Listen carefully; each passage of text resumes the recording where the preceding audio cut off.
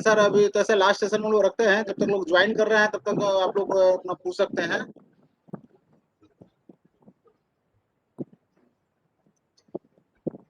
किन्हीं का कुछ डाउट्स है?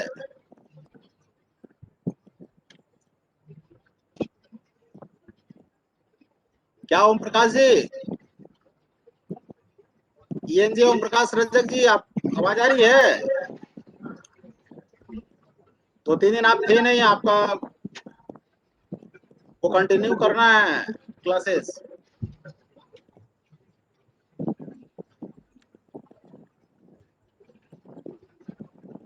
अपने डिवीजन से सब लोग उपस्थित रह जा रहे हैं, लेकिन नहीं रह पा रहे हैं। हेडक्वार्टर में भी कुछ लोग मिस कर जा रहे हैं, तो सबसे रिक्वेस्ट है कि सब लोग रहें।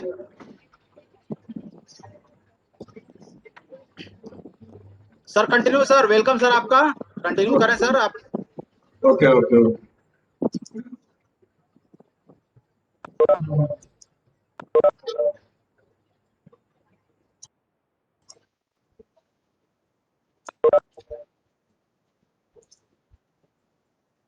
Hello, good morning. कल जो आप लोगों को बताया गया था उसको हम फिर से एक बार कम समय में रिवीजन करा देते हैं। उसके बाद हम लोग आगे बढ़ेंगे जर्नल से लेजर और ट्रायल बैलेंस की ओर। तो रूल्स ऑफ जर्नलाइजिंग जो होता है बुक कीपिंग का, वो बहुत इंपॉर्टेंट पार्ट होता है। तो इसमें आप लोगों को ख्याल ये रखना है कि सबसे पहले डबल एंट्री बुक कीपिंग में जब भी कोई ट्रांजैक्शन होता है तो दो पक्ष जो होता है वो प्रभावित होता है। दो पक्ष का मतलब दो खाता होता है, दो अकाउंट होता है। उसमें एक खाता को हम डेबिट करते हैं, सर आवाज दूसरे बहुत को स्लो आ रहा है। और दूसरे को क्रेडिट करते हैं। खाता की पहचान करना जो है वो बहुत इंपॉर्टेंट है, और पहचान करके उस पर जो नियम है लगने वाला, वही रूल्स को हम लगाते हैं। तो सबसे पहले तो आप जान लीजिए कि वो अकाउंट होते कितने तरह के होते हैं जो डबल एंट्री बुक कीपिंग में। एक होता है पर्सनल अकाउंट।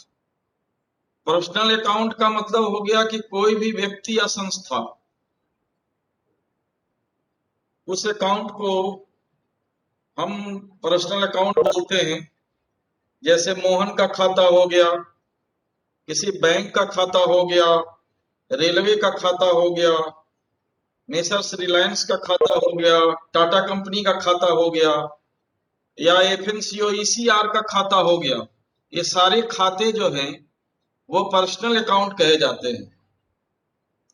पर्सनल अकाउंट जब कहे जाते हैं तो इसमें जो रूल लगता है वो होता है कि संस्था या व्यक्ति अगर कोई चीज पाता है, मान लीजिए कैश पाता है या कोई माल पाता है, कुछ भी, जो रिसीवर होता है, जो संस्था या जो व्यक्ति, वो रिसीवर जो होता है उसको हम डेबिट करते हैं, और जो गिवर होता है, जो देने वाला होता है, उसको हम लोग क्रेडिट करते हैं, उस व्यक्ति या संस्था को। तो ये चीज आपको जब आप पहचान लेंगे ट्रांजैक्शन में कि वो पर्सनल अकाउंट है, तो उस पर ये डेबिट द रिसीवर और क्रेडिट द गिवर वाला नियम जो है वो लागू होगा। एक दूसरा खाता है वो है रियल अकाउंट, वास्तविक खाता। तो कोई भी वस्तु या संपत्ति जो टेंजिबल है या इनटेंजिबल है, जिसको आप छू सकते हैं, वो वस्तु या संपत्ति, या जिसको नहीं छू सकते हैं वो वस्तु या संपत्ति। छूने वाला वस्तु और संपत्ति क्या है? जैसे कोई माल है, कोई फर्नीचर है, रोकड़ है, भवन है, ये सब मूर्तमान या टेंजिबल एसेट्स कहे जाते हैं, जिनको हम छू सकते हैं। इनको रियल अकाउंट कहा जाता है, इनका खाता को हम रियल अकाउंट कहेंगे। इसी तरह से बहुत सारे चीज जो है जिसको हम लोग टच नहीं कर सकते हैं, वो इनटेंजिबल एसेट्स कहे जाते हैं। जैसे में गुडविल हो गया, जैसे रेमंड कंपनी का अपना एक ब्रांड है, गुडविल है उसका, उसका पेटेंट्स है किसी कंपनी का, उसका ट्रेडमार्क है, ये सब जो है वो चीज कहीं उसका वो दिखता नहीं है, कहीं उसको हम लोग छू नहीं सकते हैं, लेकिन ये सारी चीजों का भी बिजनेस में बहुत इंपॉर्टेंस होता है। ये सब जो है ये रियल अकाउंट कहे जाते हैं। उसका गुडविल, पेटेंट्स, ट्रेडमार्क हो गया, या कोई भी छूने वाला वस्तु हो गया, जैसे माल हो गया, फर्नीचर हो गया, रोकड़ हो गया, भवन हो गया। तो ये वास्तविक खाता जो है, रियल अकाउंट जिसको कहते हैं, उस पर क्या नियम लागू होता है? उस पर ये नियम लागू होता है कि जो वस्तु या संपत्ति आता है, जैसे हम परचेज कर रहे हैं गुड्स को, तो जो परचेज जब हम करेंगे तो वो हमारे पास सामान आएगा, तो उसको हम डेबिट करते हैं। जैसे हमने फर्नीचर परचेज किया, तो फर्नीचर परचेज करेंगे तो हम फर्नीचर को डेबिट करेंगे, और जब हम फर्नीचर को सेल करते हैं, तो सेल करने के बाद तो फर्नीचर हमारे यहाँ से चला जाएगा, तो चला जाएगा तो उसको हम क्रेडिट करते हैं। तो ये बात ध्यान रखना जरूरी है कि वो माल जो है वो हमारे पास आ रहा है या हमारे पास से जा रहा है। जब माल हमारे पास आता है तो उसे हम डेबिट करते हैं, और जब माल हमारे यहाँ से जाता है तो हम उसको क्रेडिट करते हैं। तो आप ये बात समझना होगा कि हमारे पास माल जो है खरीदने पर वह आएगा हमारे पास, उस माल में हमारे पास बढ़ोतरी होगा। जैसे मान लीजिए हमारे घर में एक बिस्किट का डब्बा है, और हम 4 बिस्किट का डब्बा और खरीद लिए, तो हमारे बिस्किट के डब्बों में हमारे घर में बढ़ोतरी हो गया। तो वो 4 जो हम खरीदे हैं उसको हम वो बिस्कुट के अकाउंट को हम डेबिट करते हैं, क्योंकि उसमें बढ़ोतरी होता है। और जब सेल करते हैं, मान लीजिए कोई दुकानदार बिस्कुट का सेल कर रहा है, तो उसका बिस्कुट का जो स्टॉक है वो घट रहा है, तो ऐसी स्थिति में सेल करने पर वो बिस्कुट को हम क्रेडिट करते हैं। ये बात ध्यान रखना है। दूसरा बात है कि जैसे हम किसी से रोकड़ प्राप्त करते हैं, कैश जो है, तो रोकड़ खाता को हम डेबिट करते हैं, लेकिन हम अगर किसी को रोकड़ का भुगतान करते हैं तो हम रोकड़ को क्रेडिट करते हैं। अब इसमें नियम कौन सा लागू होता है, सो सुन लीजिए। ये रियल अकाउंट में जो नियम लागू होता है वो डेबिट व्हाट कम्स इन। जैसे रोकड़ हम प्राप्त कर रहे हैं, तो रोकड़ में बढ़ोतरी हो रहा है हमारा, तो उस रोकड़ को हम डेबिट कर रहे हैं यहाँ कैश अकाउंट को। लेकिन जब रोकड़ का भुगतान कर रहे हैं, कैश हमारे पास से जा रहा है, तो वैसी स्थिति में वो कैश अकाउंट को हम क्रेडिट करते हैं। तो इसलिए सबसे पहले पहचानना जरूरी है कि वो जो रोकड़ जो रियल अकाउंट के तहत आता है, वो रोकड़ की प्राप्ति हो रही है या रोकड़ का हम भुगतान किसी को कर रहे हैं। अगर हम रोकड़ प्राप्त कर रहे हैं तो उसको हम डेबिट करते हैं, और रोकड़ भुगतान करते हैं तो उस रोकड़ खाता को ही हम क्रेडिट करते हैं। इसमें डेबिट व्हाट कम्स इन और क्रेडिट व्हाट गोज आउट वाला नियम लागू होता है रियल अकाउंट में। तीसरा खाता जो है आपका, वो नॉमिनल अकाउंट कहलाता है। नॉमिनल अकाउंट वह अकाउंट होता है, जैसे आय और व्यय का खाता और हानि और लाभ से संबंधित जो खाते हैं, वो सब नॉमिनल अकाउंट कहे जाते हैं। अब देखिए इसमें भी आपको समझना ये जरूरी है कि जैसे इसका एग्जाम्पल समझ लीजिए पहले, नॉमिनल अकाउंट का क्या क्या है। मजदूरी है, किराया है, वेतन है आपका, कटौती है, डिस्काउंट कटौती मतलब डिस्काउंट, ब्याज है, बीमा है, प्रीमियम है। ये सारी चीजें नॉमिनल अकाउंट के तहत आती हैं।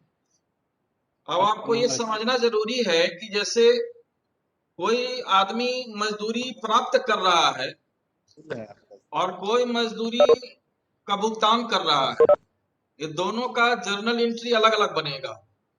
जैसे कोई व्यक्ति रेंट पेड कर रहा है, तो रेंट पे करना जो है वो एक्सपेंस है, व्यय है, खर्च है वो।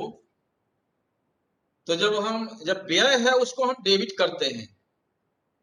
Debit all expenses and losses वाला नियम लागू होगा। जो भी खर्च है, जो भी नुकसान है, उसको हम हाँ सर। डेबिट करते हैं। जैसे रेंट को हम पे कर रहे हैं, तो रेंट पे करना हमारा खर्च हुआ, तो इसको हम रेंट अकाउंट को डेबिट करेंगे। लेकिन जैसे हम मकान मालिक हैं, हमको रेंट की प्राप्ति हो रही है, तो रेंट जब हम प्राप्त कर रहे हैं तो वो हमारा आय हो गया, वो लाभ हो गया हमारा। यहाँ पर जो आय और लाभ हो गया, उस रेंट अकाउंट को क्रेडिट करेंगे हम। हमारी समझ से ये बात समझ रहे होंगे आप लोग। इसमें debit all expenses and losses का नियम लागू होता है नॉमिनल अकाउंट में, और credit all incomes and gains, ये नियम लागू होता है। तो आप इस बात से आपको समझ लेना चाहिए कि रेंट प्राप्त करना इनकम है, इसीलिए रेंट अकाउंट क्रेडिट करते हैं, और रेंट पेड करना जो है वो लॉस है, एक्सपेंस है, इसीलिए रेंट अकाउंट को हम डेबिट करते हैं।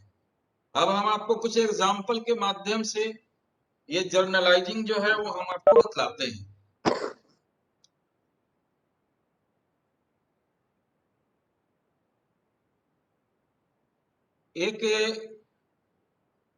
एक स्टेटमेंट है, कहाँ है यार, मैं तो हाई नहीं है सिटी। Paid to Mohan ₹2000। यहाँ पर देखिए दो पक्ष कौन कौन सा प्रभावित हो रहा है। पहला पक्ष मोहन है। जो मोहन जो है पैसा प्राप्त करने वाला व्यक्ति है। आप जानते हैं कोई भी व्यक्ति या संस्था जो है पर्सनल अकाउंट होता है, तो यहाँ पर मोहन अकाउंट जो है वो पर्सनल अकाउंट है। यहाँ पर्सनल अकाउंट वाला नियम लगेगा। आप जानते हैं पर्सनल अकाउंट में नियम लगता है डेबिट द रिसीवर और क्रेडिट द गिवर। यहाँ पर मोहन अकाउंट को पैसा की प्राप्ति हो रही है, इसलिए मोहन अकाउंट को डेबिट किया जाएगा। अब कैश अकाउंट आप देखेंगे, कैश अकाउंट जो है वो रियल अकाउंट का नियम लगेगा इसमें। कैश जो है क्या है, वो रियल अकाउंट के तहत आता है कैश अकाउंट। यहाँ कैश जो है वो गोज आउट हो रहा है, जा रहा है, इसलिए कैश अकाउंट को क्रेडिट करेंगे। क्योंकि यहाँ जो नियम क्या लगेगा, वहां जो नियम लगेगा वो डेबिट व्हाट कम्स इन और क्रेडिट व्हाट गोज आउट वाला लगेगा। इस तरह से आप जर्नलाइजिंग करेंगे, और उसमें नरेशन भी एक लिखना होता है, तो नरेशन भी जरूर लिखेंगे आप। आप देखिए एक और एग्जांपल हम देते हैं आपको। Purchased furniture for ₹1000।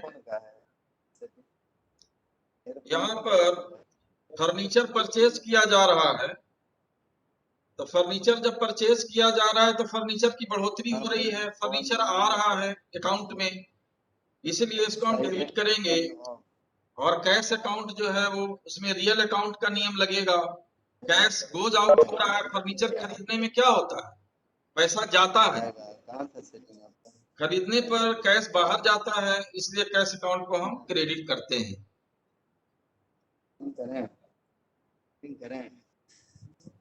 नहीं जो बोल रहे हैं वो सुनाई देना चाहिए ना। तो ठीक है। हाँ सर, सुन पा रहे हैं, आपकी आवाज बहुत क्लियर आ रही है सर। आवाज ठीक है? बिल्कुल 100% सर, बहुत अच्छी आवाज ठीक है ना महेश जी? बिल्कुल बढ़िया। हाँ ठीक है, ठीक। अब देखिए एक और एग्जांपल से हम उदाहरण आपको बताते हैं। हाँ सर, हाँ क्लियर है। हाँ, पेड रेंट ₹500 का एक नियम है। इसमें दो पक्ष कौन कौन है सो आप समझिए। एक रेंट अकाउंट है, एक कैश अकाउंट है। यहाँ पर रेंट को पे किया गया है, तो रेंट इसमें नॉमिनल अकाउंट का नियम लगेगा। रेंट को आप देखिएगा लिस्ट में जो हम आपको व्हाट्सएप पे भेजे हैं, तो रेंट अकाउंट जो है वो नॉमिनल अकाउंट है। रेंट व्यय है, यहाँ रेंट पे करना व्यय है, एक्सपेंडिचर है, इसलिए रेंट अकाउंट डेबिट होगा। क्योंकि debit all expenses and losses ये नियम कहता है नॉमिनल अकाउंट का, उसी तरह से कैश अकाउंट है। कैश अकाउंट में रियल अकाउंट का नियम लगेगा। जब हम रेंट पे कर रहे हैं तो क्या हो रहा है, कैश जा रहा है। कैश जा रहा है तो कैश गोज आउट हो रहा है, कैश को क्रेडिट कर देंगे। अब आप देखिए कि रिसीव्ड रेंट किए हैं, तो रिसीव्ड रेंट ₹500 में रेंट को प्राप्त करना क्या हो गया, इनकम हो गया। इसलिए रेंट अकाउंट को हम यहाँ क्रेडिट करेंगे जर्नलाइजिंग में। और कैश अकाउंट जो है वो रियल अकाउंट है, उसमें रियल अकाउंट का नियम लगेगा। रेंट प्राप्त करने पर प्राप्ति होती है, इसलिए उसको हम डेबिट कर रहे हैं। कैश की प्राप्ति हो रही है, जब हम रेंट पे रिसीव कर रहे हैं तो कैश की प्राप्ति हो रही है, तो वहां डेबिट व्हाट कम्स इन वाला नियम लागू। अब देखिए, एक हम आपको जरूरी चीज आपको बताने जा रहे हैं ट्रेड डिस्काउंट और कैश डिस्काउंट के संदर्भ में।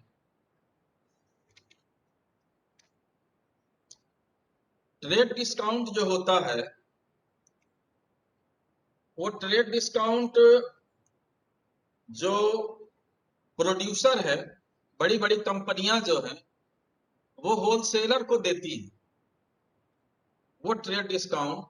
उस ट्रेड डिस्काउंट का लेखा जोखा किसी बही में नहीं किया जाता है।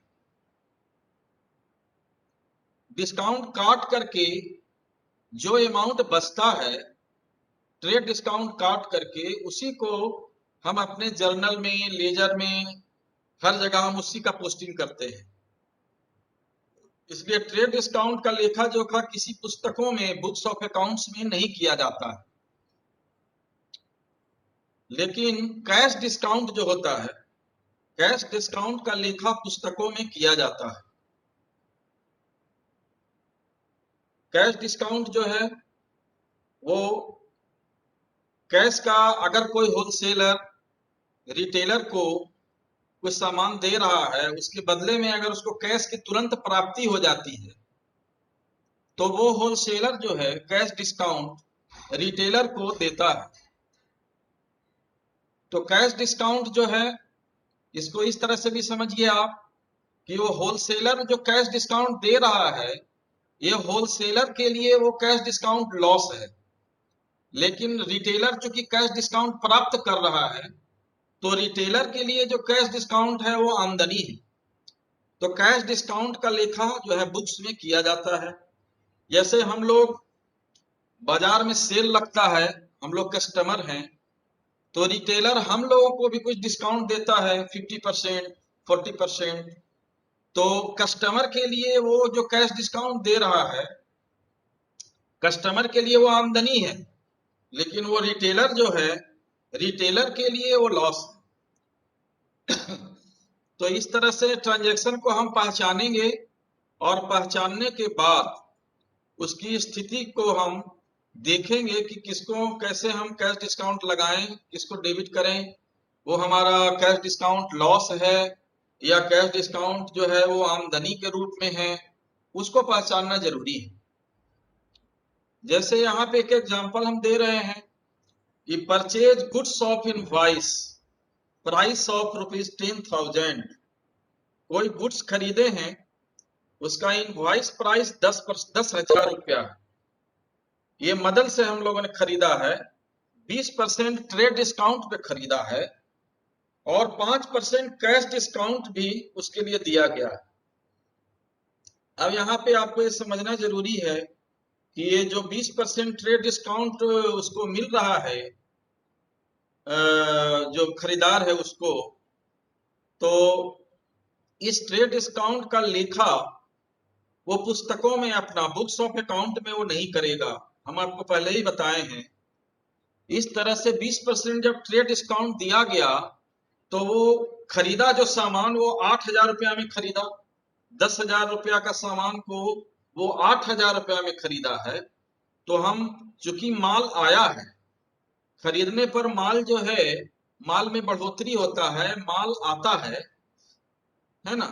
इसीलिए माल जब आता है तो डेबिट व्हाट कम्स इन वाला नियम लागू होता है। रियल अकाउंट आप जानते हैं, तो यहाँ पर परचेज अकाउंट जो है उसको हम डेबिट करेंगे क्योंकि माल आया है, डेबिट व्हाट कम्स इन हुआ है, इसीलिए। तो परचेज अकाउंट डेबिट 8,000 रुपया से, और क्रेडिट किसको करेंगे, चूंकि जब हम खरीद रहे हैं तो पैसा जा रहा है तो हमारे पास 8,000 रुपया का सामान खरीदे तो 8,000 रुपया हमारे पास से निकल गया।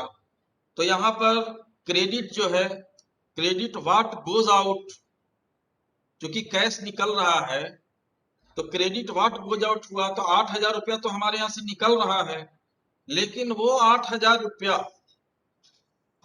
रुपया पर वो 5% डिस्काउंट दे रहा है हम, तो 8,000 का 5% जो है वो 400 रुपया हुआ। तो हमारे पॉकेट से जो गया कैश अकाउंट वो 7,600 रुपया गया, 7,600, और टू डिस्काउंट अकाउंट में 400 रुपया गया। इस तरह से हम जर्नलाइजिंग करते हैं। आपको ये समझना जरूरी है कि जो कैश जो है हमारे पॉकेट से निकल रहा है, उसी कैश पर कैश डिस्काउंट मिलता है। जैसे हमको 8,000 रुपया पे करना था, तो 8,000 रुपया, उसी 8,000 रुपया पर हमको 5% का कैश डिस्काउंट मिल रहा है, जो कि 400 रुपया है। तो कैश अकाउंट 7,600 रुपया हो गया और डिस्काउंट अकाउंट 400 रुपया हो गया। और इसका नरेशन जो है वो हम कैसे लिखेंगे, being purchases of goods at 20% trade discount and cash discount 5%। ये बात आपको समझना जरूरी है कि कैश अकाउंट और डिस्काउंट अकाउंट का जर्नलाइजिंग हम लोग कैसे करते हैं। अब जैसे कोई माल जो है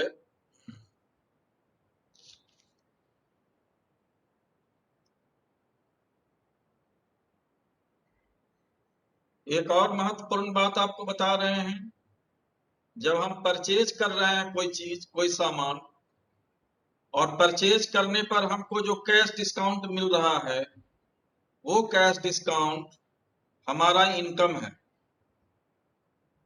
है, इसीलिए वो क्रेडिट हुआ है। सेल पर कैश डिस्काउंट लॉस है। जैसे मान लीजिए रिलायंस ट्रेंड कोई कपड़ा बेच रहा है और वो कैश डिस्काउंट दे रहा है, तो ये रिलायंस कंपनी जो है, रिलायंस ट्रेंड, उसका ये लॉस है, और हम कस्टमर हैं, हमको जो मिल रहा है वो कैश डिस्काउंट, वो हमारा आमदनी है। इसलिए इस बात को समझना जरूरी है कि वो कैश डिस्काउंट सेल के ऊपर में मिल रहा है कि वो कैश डिस्काउंट परचेज के ऊपर में मिल रहा है। परचेज पर दिया गया कैश डिस्काउंट इनकम है और उसको हम क्रेडिट करते हैं उस कैश डिस्काउंट को। लेकिन सेल पर अगर हमको कैश डिस्काउंट देते हैं, हम किसी को, हम अगर सेल कर रहे हैं किसी सामान का, उस पर हम कोई डिस्काउंट, कैश डिस्काउंट दे रहे हैं, तो वो लॉस है और उस कैश डिस्काउंट को हम डेबिट करते हैं। इस बात को आप समझ लें।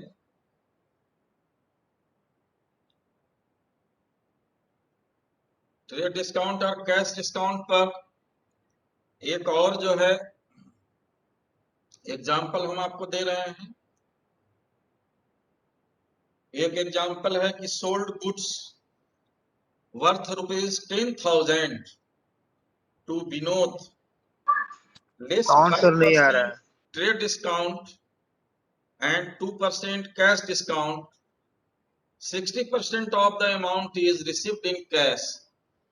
यहाँ पर देखिए, यहाँ पर माल को बेचा गया है, माल को बेचा गया है विनोद को, उसमें 5% ट्रेड डिस्काउंट दिया गया है, 2% का कैश डिस्काउंट भी दिया गया है, और टोटल पैसा जो है वो 60% कैश के रूप में पेमेंट किया गया है। यहाँ पर आप देखिए कि चूंकि विनोद को बेचा गया है, तो विनोद अकाउंट जो है, माल बेचा गया है, इसलिए माल गया है, बाहर गया है माल, बाहर गया है माल, तो इसमें गुड माल जो है वो गोज आउट हुआ है, इसीलिए माल को हम यहाँ सेल्स अकाउंट को क्रेडिट करते हैं। तो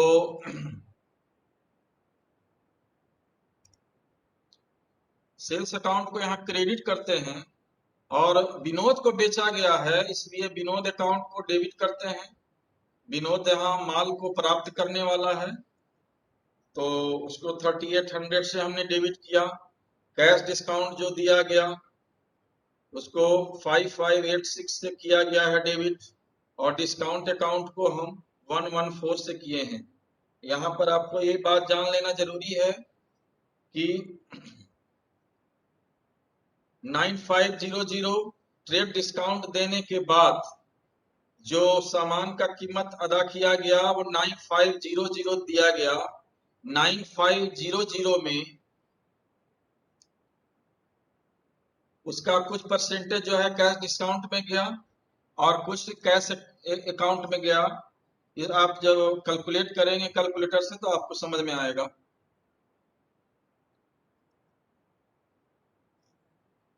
ट्रेड डिस्काउंट घटाने पर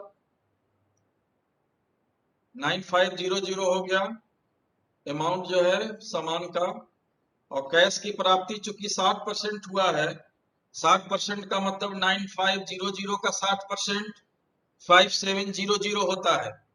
इसी 5700 पर हम कैश डिस्काउंट देंगे, चूंकि कैश डिस्काउंट कैश की जो प्राप्ति हो रही है उसी पर दिया जाता है।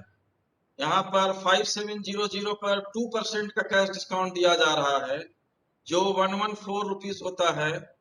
तो 114 रुपीज कैश डिस्काउंट, 5700 अमाउंट को दो भागों में बाइफरकेट करेंगे हम, 5586 और 114। 5586 जो है वो कैश अकाउंट हो गया और 114 डिस्काउंट अकाउंट हो गया। तो जर्नलाइजिंग जो है, जर्नलाइजिंग के बहुत सारे फंडामेंटल रूल्स मैंने कल भी बताया था और आज भी उसको हमने आपको रिवाइज कर दिया और व्हाट्सएप पे भेजे हैं। जो भेजे हैं उससे आपको काफी समझने में सहूलियत होगा। अब देखिए, जर्नलाइजिंग करने के बाद उस सारे अकाउंट का पोस्टिंग जो है हम लेजर में करते हैं।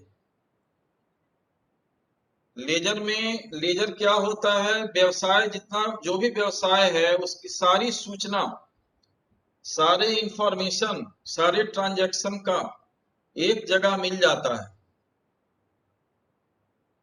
उसी को लेजर कहते हैं। लेजर को प्रिंसिपल बुक या किंग ऑफ बुक्स भी कहते हैं। लेजर बहुत इंपॉर्टेंट चीज है और जर्नल भी इंपॉर्टेंट चीज है। ये सारी चीजें जो है वो कानूनी रूप से अगर जरूरत पड़े तो कोर्ट में प्रस्तुत भी किया जा सकता है, और अगर कहीं कोई अकाउंट में गड़बड़ी होता है तो जर्नल और लेजर को प्रस्तुत भी किया जाता है। तो जर्नल अकाउंट से लेजर अकाउंट में ट्रांसफर जो किया जाता है सारे अकाउंट को, उसी को हम पोस्टिंग कहते हैं। Posting in ledger. हम जानते हैं कि लेन देन से जो प्रभावित व्यक्ति है, संस्था है या वस्तु है, संपत्ति है, आय एवं व्यय है, उस सब का खाता जो है वो अलग अलग खाता खोलना चाहिए। लेजर में अलग अलग खाता खोलना चाहिए और खातों के ऊपर में उसका नाम लिख देना चाहिए। जैसे हम आपको अभी बताए जर्नल एंट्री में कि दो पक्ष प्रभावित होता है। मान लीजिए कोई खाता है, जर्नल एंट्री है फर्नीचर अकाउंट और कैश अकाउंट। तो हम अगर फर्नीचर अकाउंट का खाता लेजर खोल रहे हैं तो फर्नीचर अकाउंट को हम हेडिंग में लिखते हैं। और एक बात आप ध्यान में रखिए कि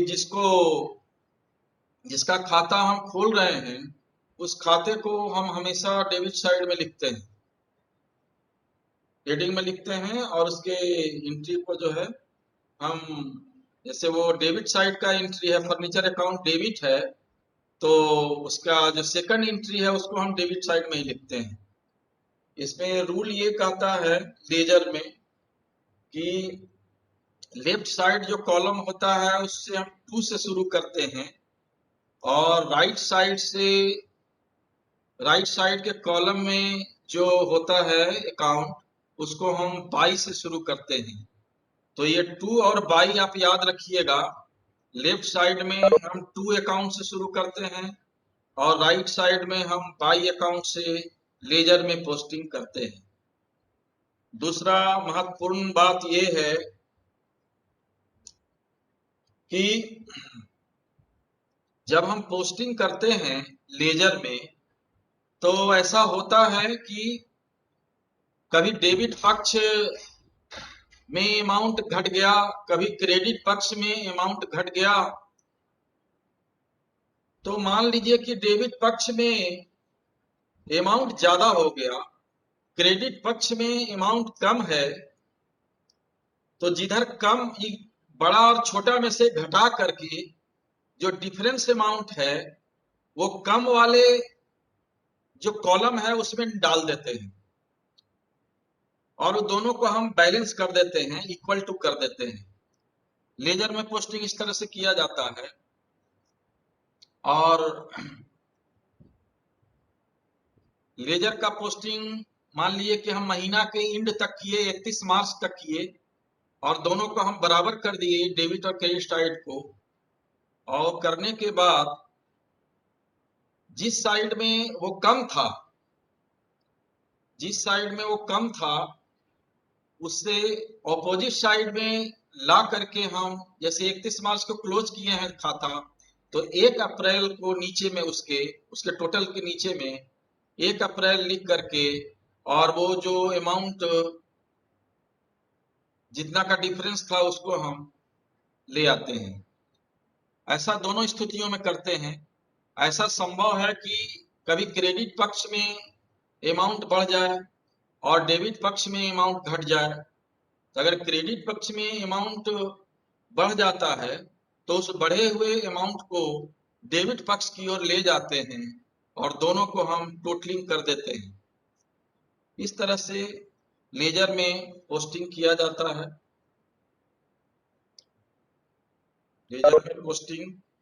लेजर में पोस्टिंग करने के लिए एक जर्नल एंट्री जैसे हम आपको बता रहे हैं कि परचेज्ड फर्नीचर ₹4000 है, तो परचेज्ड फर्नीचर जब 4000 है तो फर्नीचर अकाउंट को डेबिट करेंगे और कैश अकाउंट को हम क्रेडिट करेंगे। इसका लेजर पोस्टिंग कैसे करेंगे हम? तो हम पहले फर्नीचर अकाउंट, अगर हम फर्नीचर का खाता खोल रहे हैं तो फर्नीचर अकाउंट को हम हेडिंग में लिखेंगे। लेफ्ट साइड में डेबिट रहेगा, राइट साइड में क्रेडिट रहेगा।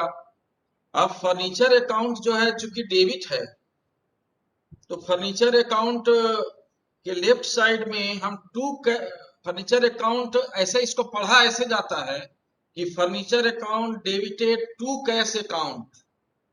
ये टू कैश अकाउंट जो है उसको हम लेफ्ट साइड में लिखेंगे।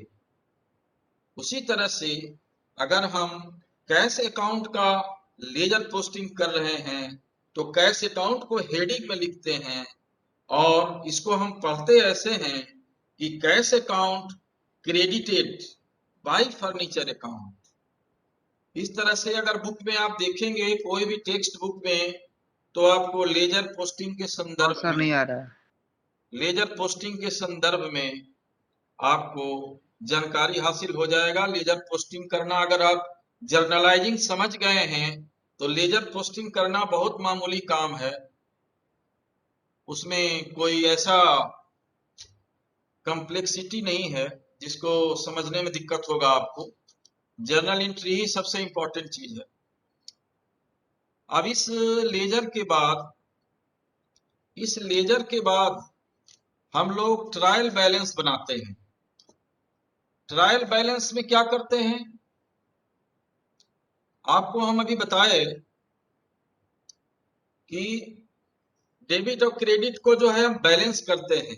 जिधर घटता है, कम अमाउंट रहता है, उस डिफरेंस अमाउंट को जो है उस डिफरेंस अमाउंट को हम कम साइड की ओर ले जाते हैं। इसी डिफरेंस अमाउंट को, इसी अकाउंट को हम ट्रायल बैलेंस में ले जाते हैं और ट्रायल बैलेंस में ले जा करके जितने भी डिफरेंस अमाउंट हैं वो सबको ले जाते हैं और जिसमें डिफरेंस नहीं होता है उस अकाउंट को ले जाते हैं और जहां डिफरेंस नहीं रहता है वहां उसी अकाउंट को ले जाते हैं, जहां डिफरेंस रहता है वो डिफरेंस वाला अमाउंट को ले जाते हैं। और इस तरह से डेबिट और क्रेडिट दोनों को जो है वो हम लोग मिलाते हैं। वो मिलाने में अगर दोनों को मिल जाना चाहिए, दोनों बराबर होना चाहिए। अगर उसमें कहीं पर अरिथमेटिकल एरर आ रहा है, इसका मतलब ये हुआ कि हमने पोस्टिंग में या जर्नलाइजिंग में कहीं ना कहीं कोई गलती कर दिया है। तो ट्रायल बैलेंस जो है वो सबसे एरर ढूंढने के लिए वो बहुत कारगर चीज है। उसमें डेबिट और क्रेडिट का बैलेंस हमेशा इक्वल आ जाना चाहिए। अगर नहीं आता है तो फिर हम वापस लेजर और जर्नल की ओर लौटते हैं। साउंड नहीं आ रहा है सर। आएगा आएगा, कभी कभी होता है नेटवर्क कोई प्रॉब्लम। प्रॉब्लम नहीं है, सारा एकदम साउंड क्लियर है। मैंने पहले भी कहा कि अगर आप चैट करिए कि किनको साउंड नहीं आ रहा है, आप अपना थोड़ा सा ईयरफोन चेक कर लीजिए। हाँ, साउंड एकदम क्लियर है, साउंड नहीं। एकदम क्लियर है, बिल्कुल वॉइस क्लियर है। हाँ हाँ हाँ हाँ। ट्रायल बैलेंस का जो है, ट्रायल बैलेंस में एक तरफ जो उसका फॉर्मेट जो होता है वो ट्रायल बैलेंस का फॉर्मेट जो है वो ट्रायल बैलेंस ऑफ, जैसे messrs Shyam and brothers company का है मान लीजिए, तो ट्रायल बैलेंस ऑफ फलना account Shyam and brothers account और एज ऑन 31 जनवरी 2021 इस तरह से बनाते हैं। लेफ्ट साइड में सारे पार्टिकुलर्स होते हैं जिसमें सारे अकाउंट का नाम लिखा रहता है। उसके बाद लेजर फोलियो नंबर होता है। लेजर फोलियो नंबर का मतलब होता है लेजर का पेज नंबर। उसके बाद डेबिट अमाउंट होता है और क्रेडिट अमाउंट होता है। तो जैसे मान लीजिए कैपिटल अकाउंट है, कैपिटल अकाउंट क्रेडिट है 10,000 रुपया से, तो क्रेडिट कॉलम में लिख देते हैं। कैश अकाउंट मान लीजिए 6,000 रुपया है डेबिट साइड में, तो कैश अकाउंट को हम डेबिट साइड में लिख देते हैं। इस तरह से डेबिट और क्रेडिट साइड दोनों को हम जब ऐड करते हैं लास्ट में तो वो इक्वल आना चाहिए। अगर इक्वल नहीं आता है तो हम जर्नल एंट्री की ओर ध्यान देते हैं और लेजर की ओर हम ध्यान देते हैं।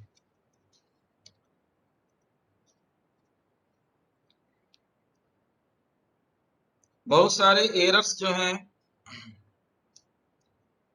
वो ट्रायल बैलेंस में हम ढूंढते हैं और उसका निराकरण जर्नल और लेजर से करते हैं। ट्रायल बैलेंस के बाद आता है फाइनल अकाउंट का, जिसको अंतिम लेखा कहते हैं। अंतिम लेखा फाइनल अकाउंट जो है, फाइनल अकाउंट में प्रॉफिट एंड लॉस अकाउंट हो गया आपका और उसके बाद हम बैलेंस शीट बनाते हैं। आप जानते हैं कि कोई भी अकाउंट जो हम लोग बनाते हैं होल ईयर जो लिखते हैं, उसका मूल उद्देश्य जो है कि हमारे बिजनेस में क्या प्रॉफिट हो रहा है, क्या लॉस हो रहा है, उसको जानना होता है। अगर तो प्रॉफिट और लॉस अकाउंट इसी के लिए बनाते हैं। फिर हम बैलेंस शीट जो बनाते हैं वो बैलेंस शीट में एसेट्स और लायबिलिटी का जिक्र होता है। तो बैलेंस शीट से हमको पता चलता है कि क्या आर्थिक इकोनॉमिक पोजीशन पता चलता है बिजनेस का, कि हमारे पास क्या एसेट्स है और क्या हमारा लायबिलिटी है, किसको किस चीज के हमको पेमेंट करना है और कहाँ कहाँ से हमको प्राप्त करना है। इस सब का अपना अपना स्टैंडर्ड फॉर्मेट जो है उसी में बनाते हैं। स्टैंडर्ड फॉर्मेट का हमेशा ख्याल रखना पड़ता है क्योंकि हर जगह उसी को उसी का ऑडिट होता है, वही कानूनी रूप से मान्य है। अगर वही अकाउंट सही रहेगा तो आपको बैंक लोन देता है या और कोई फाइनेंशियल इंस्टीट्यूशन जो है वहां से आपको लोन वगैरह मिलने में सुविधा होता है। इसलिए हम लोग अपना रेलवे का भी, इसीलिए हम लोग अपने रेलवे का बैलेंस शीट सुधारना चाह रहे हैं, क्योंकि रेलवे जो है, जो कॉमर्शियल अकाउंटिंग है उसको पूरी तरह से फॉलो नहीं करता था। इसीलिए आजकल के समय में एक्रूअल अकाउंटिंग का कॉन्सेप्ट जो है रेलवे में आ रहा है, ताकि वो जो इंटरनेशनल स्टैंडर्ड है, वो इंटरनेशनल स्टैंडर्ड को फॉलो करते हुए हम अपना प्रॉफिट एंड लॉस अकाउंट और अपना बैलेंस शीट बनाएं, ताकि वर्ल्ड बैंक और इंटरनेशनल मॉनेटरी फंड जैसे संस्थाओं से हमको लोन मिलने में सुविधा हो।